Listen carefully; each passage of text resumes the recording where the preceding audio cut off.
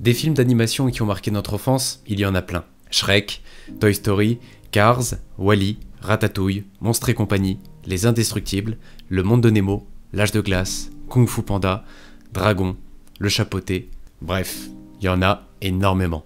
Tous ont, à leur manière, su marquer notre enfance par la beauté de leur histoire, par leurs personnages, leurs actions et même leur humour pour certains. Mais parmi tout cela, s'il y en a bien un qui a su nous toucher en plein cœur, et moi le premier, c'est bien le film de Là-haut, comportant des visuels magnifiques, une histoire et des personnages touchants, et aussi une musique incroyablement belle. Une musique qui a une sonorité tellement unique qu'elle a su, à elle seule, surpasser le film. Cette mélodie est si puissante qu'elle incarne à la fois la nostalgie, l'amour et la tristesse en même temps. Et si je vous parle de Là-haut, c'est parce que ces derniers temps, je suis pris par la nostalgie. J'ai eu soudainement envie de revoir le film, et au passage, d'en faire une analyse. Et avant de commencer, je vous préviens à l'avance, cette vidéo va être longue et très détaillée. On va tout décortiquer, et au passage, on va dévoiler toute l'histoire. Donc, si jamais vous n'avez pas vu le film Là-haut, ou alors si jamais vous l'avez vu et que vous avez envie de le revoir, mettez en pause cette vidéo, allez regarder à nouveau le film et ensuite revenez pour profiter de cette analyse. Et actuellement, tu m'écoutes encore, donc tu as pris ta décision. C'est parti, commençons. Là-haut, c'est l'histoire d'un petit garçon qui se rend au cinéma pour découvrir les voyages d'un aventurier très célèbre au nom de Charles Muntz, volant à bord de son dirigeable et accompagné de ses nombreux chiens. Et durant ses aventures, il a découvert un endroit magnifique qui se nomme les Chutes du Paradis. Et là-bas, il est également à la recherche d'un animal rare que l'on appelle le tabou. Notre ami explorateur a déjà ramené un squelette auprès de la société, mais après inspection, la communauté scientifique l'a accusé d'être un faux. Vexé et avec son honneur mis en jeu, il décide de repartir en expédition avec pour promesse de ramener le véritable animal, dans l'espoir d'être considéré comme un héros aux yeux de tous. Et Karl, qui est enfant au moment où il voit ce reportage au cinéma, il va s'en inspirer. Depuis qu'il a vu ces images, lui aussi, il rêve un jour de devenir un grand explorateur et de se rendre aux Chutes du Paradis. Et en sortant du cinéma avec son ballon bleu, il rencontre avec surprise une jeune petite fille qui se prénomme Ellie et qui joue à l'aventurière dans une petite maison délabrée. Les deux vont alors devenir meilleurs amis. Karl va se casser le bras après avoir tenté de récupérer son ballon qui était monté au grenier lors de sa rencontre avec Ellie. Ce ballon est bleu et il symbolise à ce moment-là les rêves et les espoirs de l'enfant qu'il est. Mais en réalité, ce ballon bleu représente beaucoup plus de choses que ça. Il symbolise aussi la rencontre avec Ellie, l'amitié naissante et très vite, le grand amour. Car une fois que Ellie vient le voir dans sa chambre avec son livre, les deux aventuriers se font la promesse qu'un jour, ils iront habiter tous les deux sur les Chutes du Paradis. Puis transition sur le très beau mariage de nos amoureux. Ils vont emménager ensemble dans la maison où ils se sont rencontrés plus jeunes. Et c'est là que l'on remarque qu'on a trois éléments principaux pour représenter nos personnages. Nous avons, comme je vous l'ai dit, le ballon bleu, qui représente tout ce que nos personnages ressentent, leur amour naissant, leurs espoirs réunis, ainsi que leurs rêves qu'ils aimeraient atteindre ensemble. Ensuite, nous avons le livre qui symbolise aussi quelque chose de plus réaliste et concret. C'est la vie sur le long terme avec les choses que nos deux amoureux prévoient et vont pouvoir bâtir ensemble. Et enfin, le troisième élément important, c'est tout simplement la maison, qui va tout simplement être la représentation et la porteuse de cette belle histoire.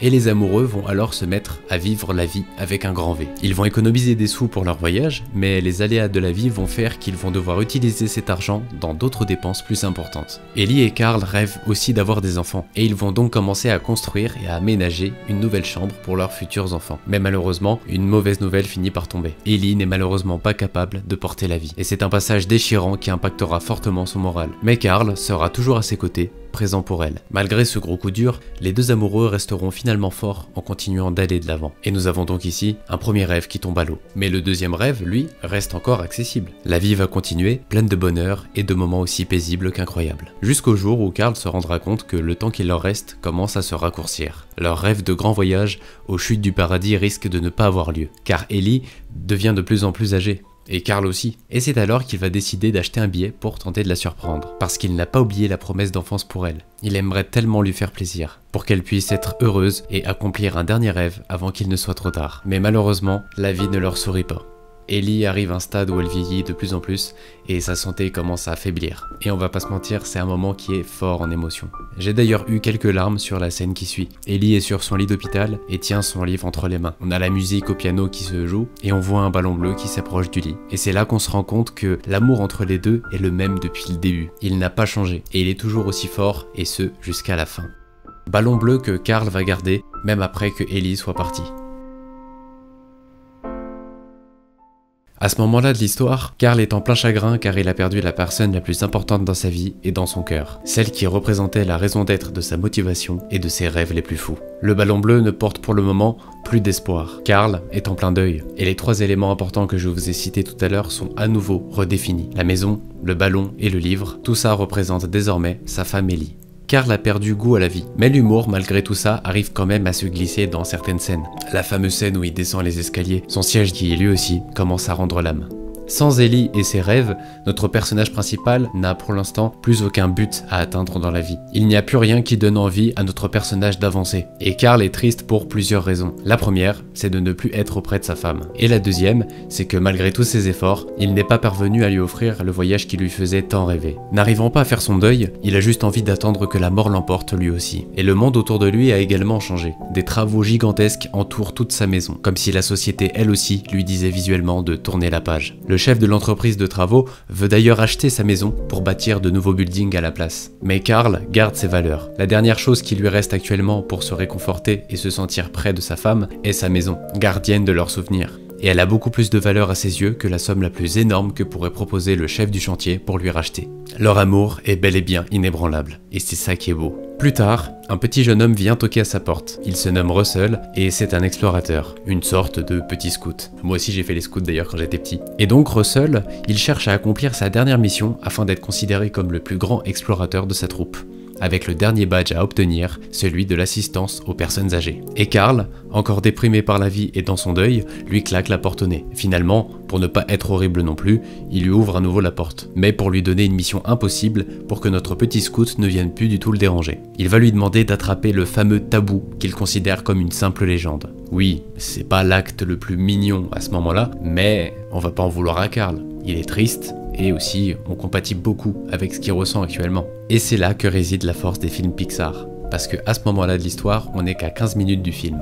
Et en 15 minutes, l'histoire et le film a déjà réussi à nous submerger d'émotions. Avançons un peu. Peu après, un ouvrier va abîmer la boîte aux lettres de Carl et Ellie, ce qui provoquera l'emportement de Carl jusqu'à faire l'acte de trop, frapper et blesser l'ouvrier. C'est sa toute première bêtise dans l'histoire. On a de la peine pour lui parce que notre personnage est tellement triste dans son deuil qu'il en est aveuglé et maladroit. Le monde est donc sans répit et après cet événement, c'est la maison de retraite qui l'attend. Carl, dans un dernier élan de bons souvenirs, va à nouveau feuilleter son livre avec Ellie. Et avant d'arriver à la dernière page, il prend sa décision. Il n'a pas dit son dernier mot. Sa femme est peut-être partie, mais en son nom et en sa mémoire, il se promet qu'il ira au bout de ses rêves afin de lui rendre hommage. Le lendemain, quand l'équipe de maison de retraite vient le chercher, il détournera leur attention 5 minutes et c'est là que la scène la plus mythique de là-haut arrive. Des milliers de ballons de toutes les couleurs se dressent vers le ciel et Carl et sa maison s'envolent pour une nouvelle aventure. La maison qui s'envole est une image forte. Là aussi, il y a énormément de choses qui peuvent être interprétées. Tout d'abord, on retrouve la présence d'Ellie à travers cette image, car dans tous ces ballons se retrouve aussi un tas de ballons bleus. Ellie n'est plus seulement la femme qui est malheureusement partie, elle est devenue la maison entière avec tous ces ballons. On arrive à le voir aussi avec la photo d'elle qui est accrochée sur le mur. Carl retrouve donc de la motivation car il a l'impression d'emporter avec lui sa femme dans une nouvelle aventure. La maison qui s'envole, c'est donc l'image d'un nouvel espoir. L'image d'un amour qui se bat contre toute la société afin d'atteindre son objectif malgré tout ce qui s'oppose à lui. Et c'est là qu'il y a un contraste qui est original. Carl est peut-être vieux, mais il cherche au fond de lui à garder les couleurs de la vie. Là où en opposition, on est face à un monde qui devient de plus en plus moderne et qui perd en couleurs. Et on peut d'ailleurs le voir quand on compare sa vie d'avant, quand Ellie était à ses côtés. On remarque qu'il y a beaucoup plus de couleurs à l'image. Et après le départ d'Ellie, on voit que l'image contient moins de couleurs tant que notre personnage n'a pas pris la décision de repartir. Et donc cette maison qui s'envole, c'est aussi un amour qui est tellement fort qu'il s'élève vers le ciel afin que Carl se sente plus proche de sa femme. Et c'est pour ça que le choix de la couleur bleue pour le ballon a été précisément choisi. Ce n'est pas du tout un hasard, mais un message qui nous dit que Ellie sera partout là où ira Carl. Il n'aura qu'à regarder le ciel pour se sentir plus proche d'elle. Et si vous remarquez bien en regardant cette image, lorsque la maison est au-dessus des nuages, les milliers de ballons réunis forment à eux seuls l'image d'un seul et unique ballon. Et plus encore, la majorité de ces ballons tendent vers le bleu avec un mélange de violet, de rose et de vert. Comme le ballon bleu que portait Carl lors de sa première rencontre avec Ellie. Et comme il est dans le ciel, cette image cachée du ballon bleu nous dit donc que sa femme est bien présente, comme s'ils se rencontraient à nouveau. La scène est totalement magique et belle, volant au-dessus des nuages vers le rêve le plus fou d'un homme toujours dévoué pour sa femme, et ce jusqu'au bout. Et comme je vous l'ai dit, sa femme Ellie est symboliquement auprès de lui pour ce beau et dernier voyage. Ce qui explique aussi pourquoi Carl s'adressera durant tout le film à sa maison, comme s'il parlait à Ellie. Visuellement, cette image est très forte. On peut même tracer une ligne au milieu. Au-dessus des nuages, on a Carl qui est apaisé et qui se sent plus proche de sa femme décédée. Et en dessous des nuages, c'est un monde pénible que Carl a quitté. Tous ses anciens problèmes de travaux et de maison de retraite sont donc loin de lui. Carl est physiquement et mentalement au-dessus de tout ça. Et c'est pas un jeu de mots. Et dans cette explication, Carl, dans sa maison volante, se retrouve au milieu de tout ça. Lui aussi, il n'a pas fini de faire son deuil. Il tend donc entre la vie monotone qu'il avait auparavant et l'envie de rejoindre sa femme après ce voyage. D'où le fait qu'il se retrouve au milieu, entre le ciel et la vie ennuyante qui se retrouve en bas. Parce que notre personnage principal éprouve des doutes et se remet en question. Tant de questions et de réflexions internes qui habitent Carl et qui vont évoluer au fil de l'histoire. Mais pour le moment, il y pense moins, car il a de nouveau une motivation pour rendre hommage à Ellie. Comme je vous l'ai dit, cette analyse est très longue. Mais bon sang, qu'est-ce que c'est beau! Là-haut est une véritable œuvre d'art. Et encore aujourd'hui, les messages que font passer le film sont encore d'actualité. Et je vais vous faire découvrir tout ça. C'est parti, continuons dans notre histoire. Carl prend un peu de temps pour se reposer, mais surprise très inattendue, quelqu'un toque encore à la porte. C'est Uber Eats. Il croit rêver, mais finalement, il découvre que c'est Russell qui est là depuis le début. Lui qui a d'ailleurs tout au long de l'histoire le vertige. Après ce moment-là, Carl et Russell finissent par survoler une autre ville, et c'est là que nous en apprenons un peu plus sur Russell, qui nous raconte son quotidien pour se rendre en bus à l'école. Il a d'ailleurs hâte d'être à la cérémonie parce qu'il aimerait que son père soit présent pour lui remettre son dernier badge. C'est quelque chose de très symbolique pour lui. Et c'est là que nous allons commencer à analyser la relation qui commence à naître entre Carl et Russell. Très vite après ce passage, une intempérie fonce droit sur la maison. Des cumulonimbus très chargés en pluie et en orage les menacent. Carl prend alors les commandes et le désordre dans la maison s'installe. Et on remarquera que Carl, trop concentré à sauver sa maison au nom d'Ellie, ne fera pas attention au fait que Russell a failli frôler la mort. Mais heureusement, la porte à ce moment-là s'est fermée. Et finalement, Carl s'évanouit et découvre avec surprise à son réveil que c'est en réalité Russell qui lui a sauvé lui, ainsi que toute la maison. Après cet événement, nos amis se sont rapprochés de leur destination et décident de couper quelques ballons pour que la maison puisse entamer sa descente. Ils découvrent qu'ils sont alors tout proches de leur but. Les chutes du paradis se révèlent à travers les nuages. Elles sont en face d'eux et à quelques jours de marche. Alors depuis le début de cette vidéo, je vous décris beaucoup le film et ça c'est normal, c'est parce que tous ces éléments que je vous partage là vont servir à mon analyse. On a encore pas mal de choses à dire, donc on va bien avancer dans l'histoire. Car entre le développement de nos personnages, il y a aussi des scènes d'action que l'on va zapper. Elles sont un détournement de l'objectif de Carl qui veut atteindre les chutes du paradis. Mais justement, ce détournement d'objectif va faire évoluer nos personnages. Dans la jungle, Russell découvre finalement un véritable tabou dont Carl parlait pour se débarrasser de lui devant la porte de sa maison. Sauf que cette fois-ci, il est bien réel. Russell va rapidement s'y attacher et comme un bébé chat que tu vois à travers la vitrine d'un magasin, t'as envie de l'adopter. Sauf que là, t'es mal le chat. L'intrigue de l'histoire avance et on y découvre aussi un autre personnage, Doug, un des chiens qui appartient à la troupe qui traque le tabou. Sauf que lui, il est adorable et mignon comme tout. Regardez-le là, avec sa bouille là. Mais du coup, gros problème. Carl avait prévu de faire ce voyage seul et sans le vouloir, il se retrouve avec un oiseau géant qui bouffe les ballons de sa maison et un chien dont il ne veut pas. Et pour le cas de Russell, il le garde à ses côtés car il s'est montré très utile et aussi parce que c'est un enfant. Il commence à s'habituer à sa présence et à s'y attacher un peu. Mais on est loin d'avoir franchi un grand pas. Et donc, Carl cherchera à se débarrasser d'eux car ils le ralentissent dans son objectif, restant indifférent sur le fait que l'oiseau puisse se faire capturer ou pas. Il est à ce stade encore aveuglé par son deuil et par l'accomplissement du rêve de sa femme. Il a tellement souffert auparavant qu'il refuse d'échouer une deuxième fois. Et enfin, la nuit va tomber. Nos personnages vont tous se rassembler autour du feu, et ils vont commencer à se rapprocher un tout petit peu. Russell, malgré le comportement et la vision encore fermée de Carl, parviendra quand même à l'intéresser en lui racontant son passé, avec un père principalement absent. Carl, qui n'avait rien remarqué jusque-là, réalisera que Russell est en réalité un orphelin qui n'a pas de famille, car il lui donne le nom d'une femme qui n'est pas du tout sa mère, mais celle qui l'a adoptée. Il réalise donc que les paroles de son père sont un mensonge sur sa présence à la remise de badge. Russell est en réalité un enfant abandonné. Et moi j'ai une théorie là-dessus. Soit le père de Russell a menti à Russell sur le fait qu'il ne sera pas là à sa remise de badge, ou le personnage est tellement triste que ça se trouve il s'est inventé un père fictif et depuis le début il fait croire qu'il a un père alors qu'il l'a jamais trouvé, une sorte de méthode pour se protéger face à l'absence de l'amour d'un père. Carl est alors touché par la situation de Russell, car malgré l'histoire entre lui et sa femme qui s'est finie sur une note triste et difficile, à ses côtés, il se rend compte qu'il y a un enfant avec un grand cœur, malgré sa grande souffrance. Et c'est là qu'une brèche va s'ouvrir pour la première fois dans le cœur de Carl, se remémorant ainsi que sa femme a toujours voulu un enfant, là où Russell a toujours voulu de vrais parents. Carl a connu l'amour fou, là où Russell, lui, ne s'est jamais réellement senti aimé. Et c'est quand Russell se couche qu'il demandera s'il peut garder l'oiseau. Et ce dernier sera stupéfait quand il entendra que Russell lui demande de promettre de la même manière que sa femme quand il était plus jeune.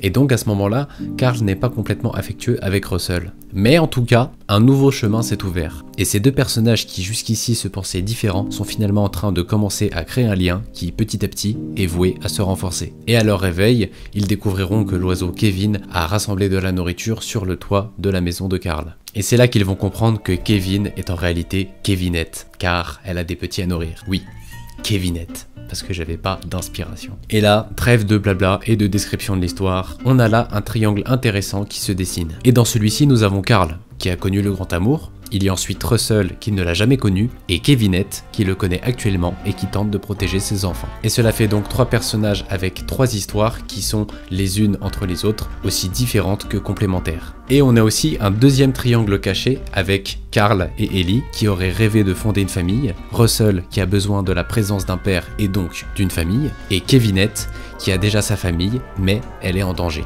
Et c'est ce deuxième triangle qui va faire basculer l'histoire. Kevinette est en réalité le pont entre nos deux personnages et c'est ce qui va permettre à Carl d'évoluer. Vous allez voir pourquoi. Russell, qui est sensible aux animaux et avec son grand cœur veut aider Kevin, parce que je vais pas dire Kevinette à chaque fois, sinon c'est chiant. Carl va alors s'ouvrir à Russell et va faire l'effort de mettre son objectif principal de côté pour aider l'oiseau, afin de permettre à Russell d'être heureux. Mais plus tard dans l'histoire, il abandonnera cette mission car il se rendra compte que Charmant, qui était son idole, est en réalité un homme dangereux. Et il veut tellement attraper cet oiseau qu'il est prêt à en sacrifier des vies pour ça. Et Carl et Russell sont clairement en plein dans son viseur puisque Kevin s'est littéralement attaché à eux. Ils prendront alors la fuite et se feront chasser. Bla bla bla, des pieds qui courent, scène d'action, et on arrive à la suite.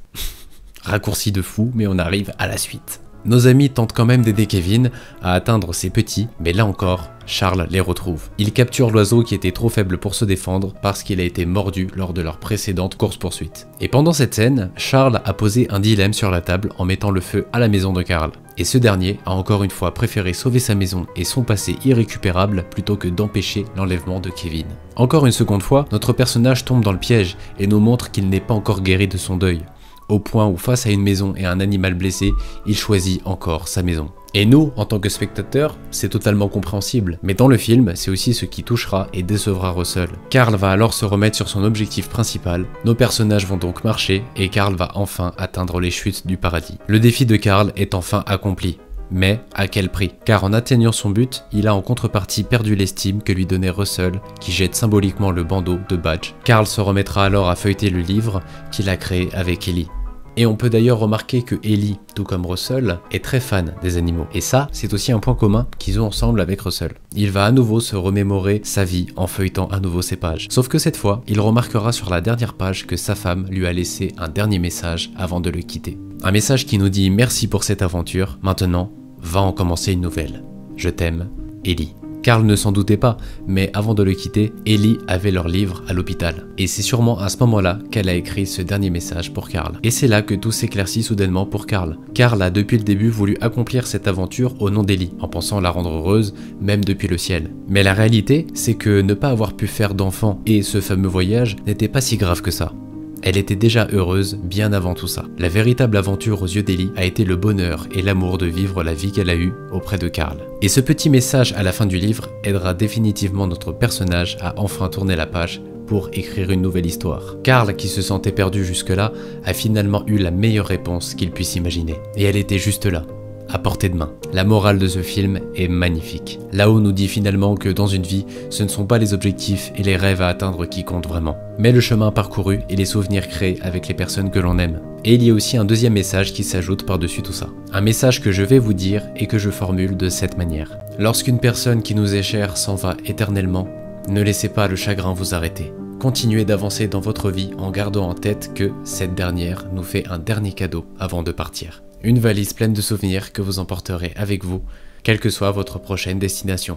et c'est à ce moment-là où on sort les mouchoirs et on chiale. Et après ça, vous connaissez sans doute la suite. Carl va venir en aide à Russell, après avoir compris que la richesse de sa vie n'était pas dans le matériel qu'il garde dans sa maison, mais plutôt dans ses souvenirs. Il jette alors toutes ses affaires dehors afin que ce beau vaisseau s'élève à nouveau vers le ciel. À l'image comme intérieurement, notre personnage est enfin libéré d'un poids qui l'empêchait d'avancer. Et plus tard, dans la fin du film, lorsqu'il sauvera Russell, son chien et Kevinette des mauvaises mains de Charles, il sacrifiera sans le vouloir sa maison qui disparaîtra dans les nuages. Et on découvrira juste après qu'elle finit par atterrir exactement là où Ellie le souhaitait. À se demander si l'esprit d'Ellie, qui était présent à travers la maison, n'a pas quelque chose à voir avec cette belle coïncidence. Finalement, la boucle est bouclée. Carl est guéri de son deuil et a tiré une belle leçon de cette aventure. Ne pas ressasser le passé et vivre l'instant présent est la meilleure des choses à faire pour continuer d'avancer. Encore un autre message que le film tente de nous apporter. Carl a aussi trouvé en Russell le fils que sa femme et lui ont toujours voulu avoir. Et aussi parce qu'il arrive à reconnaître Ellie à travers Russell, avec tous les points communs qu'ils ont. Russell, lui, a gagné un nouveau papa et un chien. Kevinette, elle, a retrouvé ses enfants. La famille est à nouveau réunie, et petit clin d'œil, ils sont 4 au total, comme Carl, Russell, Doug et Ellie, bien que présente spirituellement. Carl a donc trouvé la paix intérieure et a réussi à créer une famille qui connaît enfin l'amour, tout comme la famille de Kevin. Et cette belle histoire se termine avec de nouveaux souvenirs qui viennent compléter de nouvelles pages du livre de Carl. Là-haut, comme plein d'autres films d'animation, est fort avec des émotions et de belles images pour faire rêver les enfants, et qui devient profonde et pleine de sens pour l'enfant qui grandit en devenant adulte. Et c'est ça, le secret d'une belle histoire.